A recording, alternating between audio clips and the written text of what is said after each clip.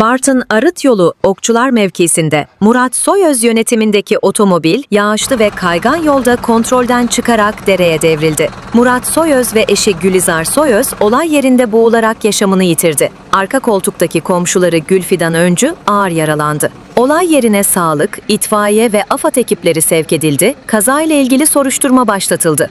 Gelişmeler için bizi takip etmeyi unutmayın.